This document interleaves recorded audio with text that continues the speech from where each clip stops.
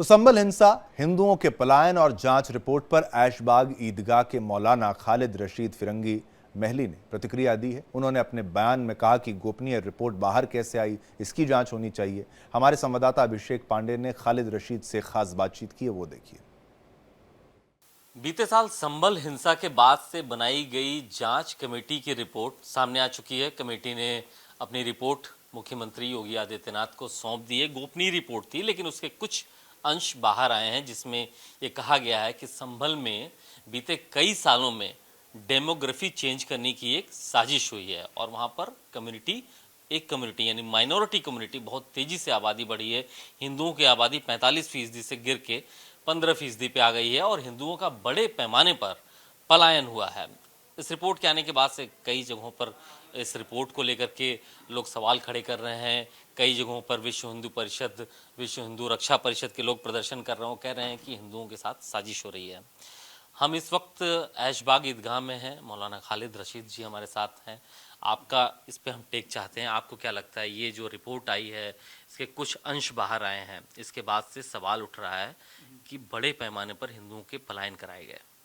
देखिए, अव्वल बात तो ये है कि जो संभल का मामला, ख़ासकर वहाँ की मस्जिद का, वो ऑलरेडी अदालत में है और कोर्ट के सामने है और उसमें कोर्ट का क्या फ़ैसला आता है ये वक्त ही बताएगा। जहाँ तक इस रिपोर्ट का सवाल है तो जाहिर सी बात है, रिपोर्ट कंट्रोवर्शियल रिपोर्ट जो है वो कॉन्फिडेंशियल होती है और उसके बावजूद जो बातें बाहर आई हैं उन पर भी इंक्वायरी होनी चाहिए कि वो बातें बाहर क्यों आई हैं।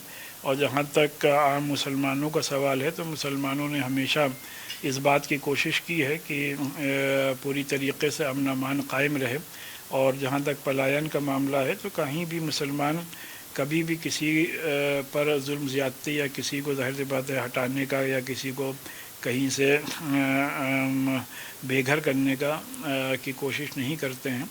और मेरी संभल के भी सभी लोगों से ये गुजारिश है कि हर तरीके से अमन अमान कायम रखें और इस बात को इंश्योर करें कि वहाँ पे हिंदू मुस्लिम इत्तेहाद कायम रहे। आप अमन की बात कर रहे हैं, लेकिन इस रिपोर्ट की क्रेडिबिलिटी पर सवाल हो रहा है कि ये रिपोर्ट निष्पक्ष नहीं है। कुछ मौलाना ने कहा कि अब ये निष्पक्ष नहीं है और एक कम्युनिटी को विलन के तौर पर प्रोजेक्ट किया गया है इसमें।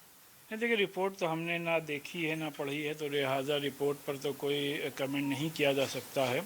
लेकिन ये ज़रूरी है कि इस बात की भी इंक्वायरी होनी चाहिए कि ये रिपोर्ट जो है उसकी कुछ बातें बाहर वक्त से पहले क्यों आई हैं, ये अफसोसनाक है। सर, एक सवाल ये लगता नहीं कि जिस तरीके से वहाँ की डेमोग्राफी बदली है एज़ पर द रिपोर्ट, और ये बताया गया कि वहाँ पे बीते 70 सालों में 17 या 18 दंगे हुए, हिंसा हुई, उसके अलग अलग कारण हैं। इस बारे में आप क्या सोचते हैं?